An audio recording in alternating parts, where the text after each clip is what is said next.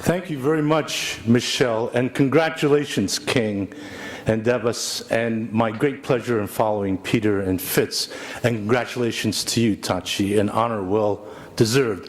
I was at the Italian restaurant when this was started, and I want to tell you there was actually a twin birth, not identical, but fraternal. One was this consortia. Jaime Sepulveda engineered it. But the other was this commission that I'm reporting on. Jaime, Julio Frank, and Kathy Cahill of the Gates Foundation created a gang of 5. They wrote me and Harvey Feinberg in. And for the last 3 years, we've worked on this commission, which I'm going to present very briefly on why, what we did, and how we've proposed to proceed. This is the logo of the commission designed by Julio Frank. And the reason for the, let me see how here it is. The reason for the commission is that 2010 is 100 years since the famous Flexner report on medical education. That was followed by the Rose-Welch report on public health and the Goldmark report on nursing. Every person's here, education and life and career was profoundly influenced by these reports. By building in the science base and linking education to universities, which was not there before these reports, the 20th century in health was totally transformed. Indeed, there's good evidence that much of the health doubling of life expectancy in the 20th century was due to the knowledge base and the socially driven nature that was sparked by these reports 100 years ago. Now, we know that all has not gone well. There's inequity, there are new emerging challenges, health systems are breaking down. There's been a series of reports that professional education is not generating patient and population centeredness, teamwork is not happening well enough, there's too much technology and not enough humanity, there is a maldistribution where professionals are not going into disadvantaged communities, the academic centers and the primary care systems are out of whack. Not all of the fault is due to professional education, but professional education must re-examine itself to see what its role can be for the furtherment of health and health equity in the 21st century. So that was the reason why the commission was created. This describes the commission. It consists of 20 members. Jaime Sepulveda and Srinath Reddy are members. It created an alliance of 4 supporting partners, Gates Rockefeller, China Medical Board, and we will be the second Lancet Commission report after climate change. We have constituted a series of advisory groups. The most interesting, by the way, were 24 young professionals that read every bit of what we wrote and gave some very, very interesting feedback. Commissioned papers, including by David Stern and Joe Kolar here, and then undertook research. The goal was to look at professional education for the 21st century, and here's where this commission differed. One was we took a truly, totally global approach, not a we or us, but a planetary approach, just as Peter Piot described. 2 is that we did not confine ourselves to one profession. We went back to the original and said, let's look at multi-professions, and we focused in particular on medicine, nursing, and public health. We tried to be evidence-based, and then, just like the old reports, we looked at not only what to teach or how to teach, but also where to teach. So we have both the instructional dimension as well as the institutional dimension. We begin with a framework, which is the education and health systems. These 2 systems interact in the professions. People drive the needs for both. Ultimately, the education system provides the labor force, and the health system uses that labor force. There are lots of misalignments there, which I won't dwell on here. Now, I'm going to present very quickly some of the institutional and instructional findings. It's going to be very, very brief. The report is a 25,000-word report that's under review right now. But we did find about 2,400 medical schools in the world, including, we did appreciate the updates from Africa that Fitz offered. And these medical schools are not aligned well in terms of their distribution or in terms of burden of disease. We found about 460 schools or departments of public health. We could not actually enumerate the nursing schools because of a lack of data. You'll see here that there was some higher density in Latin America, Europe, Australia, and then the absences or the weaknesses in Africa and parts of Asia. We did some mapping to show that the burden of disease does not match well, obviously, to these medical schools. There is a gross mismatch between institutional capacity and the burden of disease. We also commissioned Alex Precker and Eric Kuffel of the World Bank, who undertook for the first time ever a financing study of medical education around the world. They did macro and micro estimates. I won't go into the details of them, except to summarize that we estimate the professional education industry, education, at $100 billion a year around the world. Now, this is in a $5.5 trillion medical industry, so only 2% of the turnover in global health is in professional education. We think this is very small, considering that health is a talent and labor-driven industry. You can see in the United States that our estimates of medical and nursing education puts it far below these other expenditures in the United States. By the way, that educational budget does not include clinical income and research income in the medical complexes.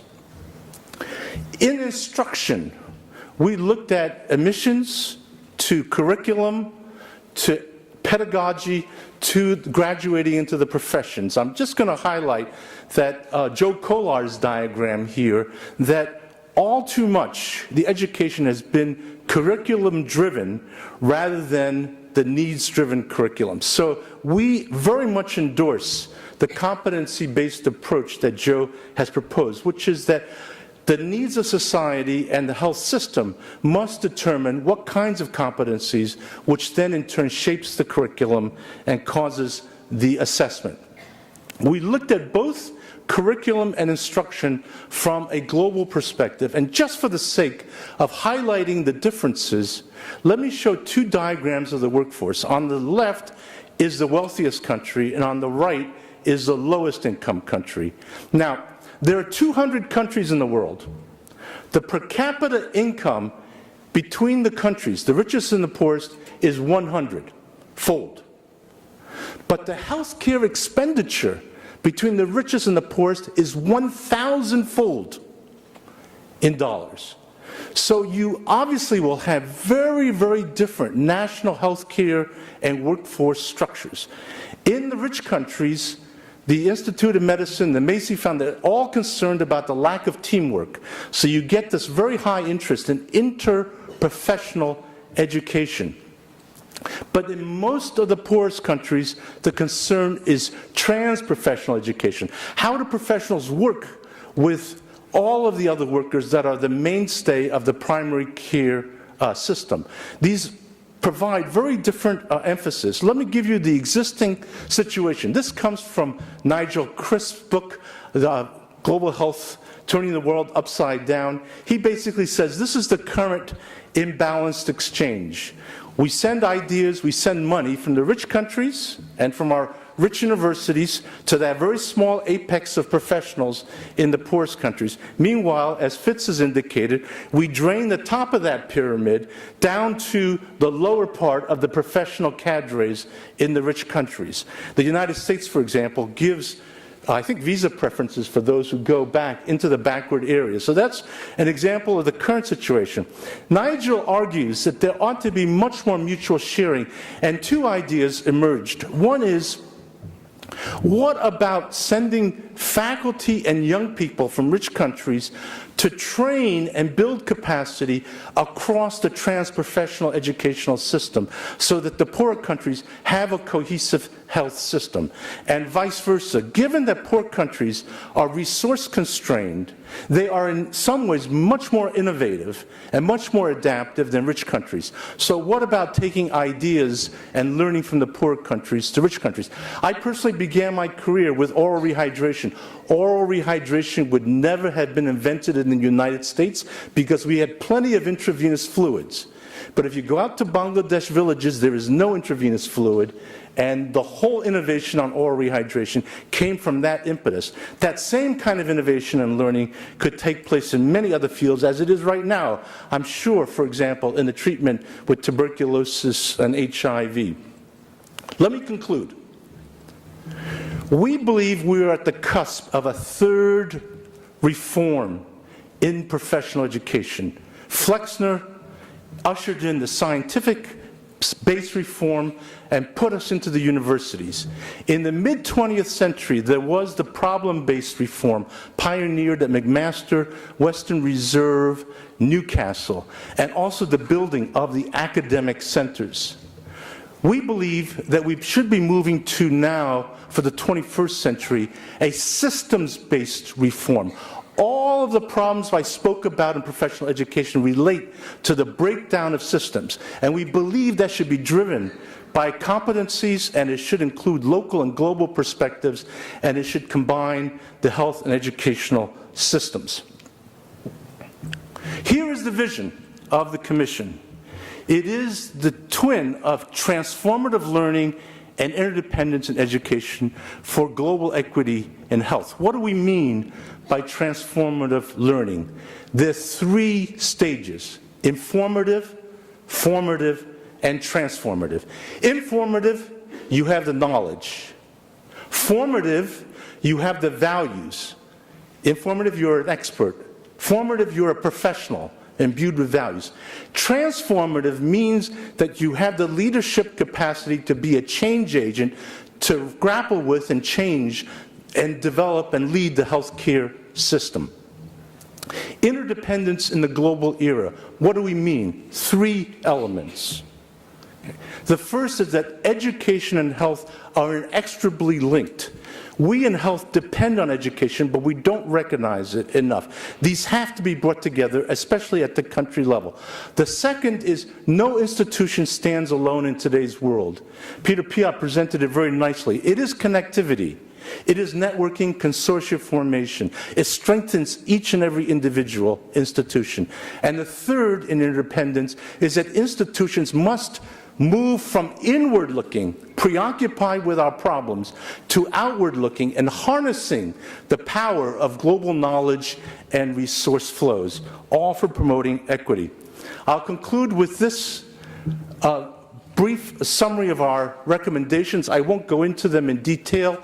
There are the instructional and the institutional specific recommendations, 10 of them of the Commission, but those cannot be translated without four enabling actions that we identify. One is we must have leadership, and it has to come from the professional community first and foremost, because we have to own this. It cannot be imposed from the outside. The second is, given the dismal level of financing for professional education, we believe every group should double their investment in professional education over the next 5 years. The third is that the accreditation and certification system needs to be aligned to the competencies and to the systems outputs that we want. And then, frankly, the fourth is that we found a dismal state of the literature and the science in professional education. We've reviewed over 11,000 papers, and there's very little evidence base. The data is very weak. So we need to put in place a learning system that will enable us to grow, all for the goal of professional education for equity in health. Thank you very much.